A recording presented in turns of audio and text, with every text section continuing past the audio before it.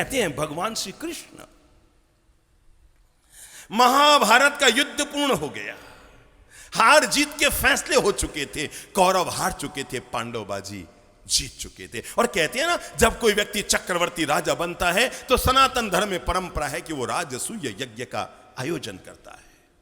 और तब पांडवों ने भी अपने यहां राजसूय यज्ञ का आयोजन किया।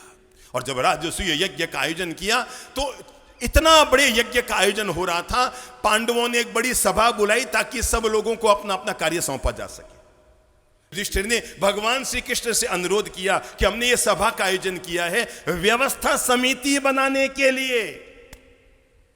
क्या बनाने के लिए?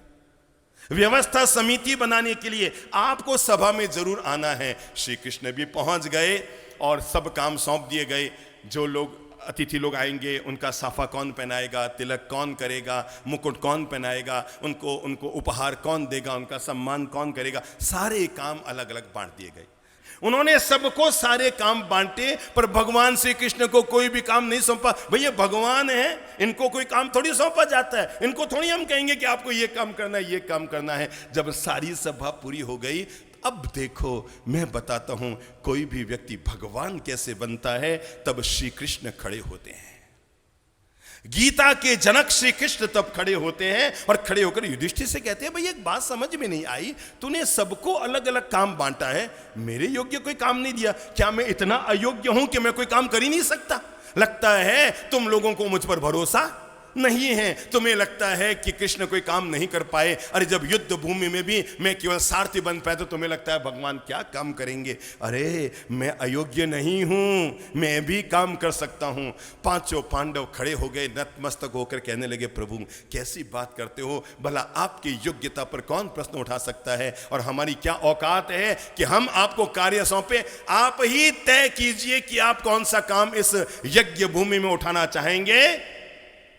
तब सुदर्शनधारी श्री कृष्ण खड़े होते हैं और खड़े होकर कहते हैं, पांडवों सबको तुमने काम बांट दिया। कोई सम्मान करेगा, कोई शॉल उड़ाएगा, कोई तिलक करेगा, कोई अलग अलग तरह के कार्य संपादित करेगा। मैं 2 कार्य अपने जिम्मे लेता हूं जो तुम किसी को सौंप नहीं पाए हो। और मैं 2 कार्य लेता हूं। नंबर 1, जो भी मेहमान यहां पर आएंगे यज्ञ में भाग लेने के लिए, जो भी ब्राह्मण यहां पर आएंगे यज्ञ में भाग लेने के लिए, जो भी अतिथि यहां पर आएंगे यज्ञ में भाग लेने के लिए, उन सब लोगों के चरण पादुकाओं को सम्मान पूर्वक रखने का सौभाग्य मैं लूंगा। और नंबर 2, जब वे भोजन कर लेंगे तो उनके पत्तलों को उठाने का सौभाग्य मैं प्राप्त करूंगा। कहते हैं पूरी सभा एक साथ खड़ी हो गई। और तब सभा के लोगों ने कहा, हे कृष्ण, आज पता लगा कि लोग तुम्हें भगवान क्यों कहते हैं। हाँ मेरे भाई, ये होते हैं आदमी के मुंह महान व्यवहार, जिससे व्यक्ति जीते जी नहीं युगों युग बीत जाए तब भी लोगों के दिलों में श्रद्धा पूर्वक अपना स्थान पाने में सफल हो जाते। अपनी बात आगे बढ़ाऊं उससे पहले एक महापुरुष का और जिक्र कर लूं जिनका नाम है जीसस। कहते हैं जीसस को सलीब पर लटकाने की सजा हुई थी। उन्हीं के 2 शिष्यों ने विद्रोह कर दिया था और उसके चलते उन शिष्यों ने गलत तरह का माहौल बनाकर और जीसस को सलीब पर लटकने की मजबूरी पैदा कर दी। तब के न्यायालय ने जीसस को सलीब पर लटकने का आदेश दे दिया। सारी चीज आपको पता है। जीसस को सलीब पर लटकाने के लिए लाया गया। शायद आपको एक घटना अब मैं याद दिला दूं जो आपको पता तो है पर दिमाग से कई बार निकल जाती है जब हमारे साथ कोई बुरा करता है। और वो घटना इतनी सी है कि जब जीसस को सलीब पर लटकाया जा रहा था तब अपने यहाँ पूरी दुनिया में नियम है कि जब भी किसी व्यक्ति को मृत्यु दंड दिया जाता है तो उसकी अंतिम इच्छा जरूर पूछी जाती है। और तब जीसस से पूछा गया कि तुम्हारी अंतिम इच्छा क्या है। अब आओ बाजी में आगे बढ़ाता हूं और कैसे कोई आदमी जीवन की बाजी जीतता है। मरते मरते का 2 मिनट का एक कर्म किस तरह किसी व्यक्ति को भगवान बनाता है। तब जीसस कहते हैं, मेरे उन 2 शिष्यों को बुलाया जाए जिनके कारण आज मुझे सलीब पर लटकना पड़ रहा है। जैसे कभी कभी घर में शैतान संतान निकल जाती है, ऐसे कभी कभी किसी संत को इस तरह के शिष्य भी मिल जाते हैं जो संत के जीवन में इस तरह का माहौल खड़ा कर देते हैं। कहते हैं उन दोनों शिष्यों को बुलाया गया, घबरा रहे थे, कांप रहे थे अंदर से। उन्हें पता था कि आज उन्हें हजार हजार बद्दुआएं मिलने वाली हैं, आज उन्हें दुरासी से मिलने वाली है। जीसस यही कहने वाले हैं कि 100 जन्म तक इसके कीड़े पड़े। क्या कहने वाले हैं? 100 जन्म तक इसके कीड़े पड़े।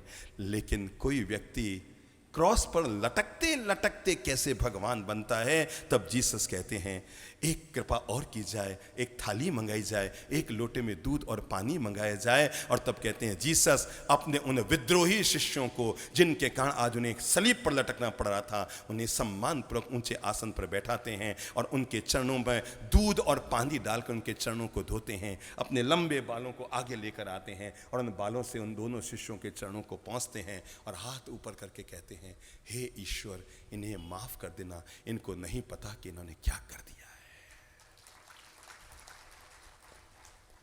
मैं आपको ये बताना चाहता हूं मेरे भाई बहनों, कोई भी व्यक्ति अपने भीतर, परिस्थितियां तो हर इंसान के जीवन में बदलती है। ये मत समझना कि आपकी ही जिंदगी में परिस्थितियां बदलती हैं। आपसे ज्यादा महावीर और बुद्ध, राम, कृष्ण के जीवन में परिस्थितियां बदली होगी, पर फर्क यही है, आपकी परिस्थिति बदलते ही आपकी मनस्थिति भी बदल जाती है। महापुरुष वो होते हैं जिनकी परिस्थिति 1000 बार बदल जाए पर अपनी मनस्थिति को फिर भी संतुलित, पॉजिटिव, सकारात्मक, प्रेम भरा और उदार बनाए रखते हैं।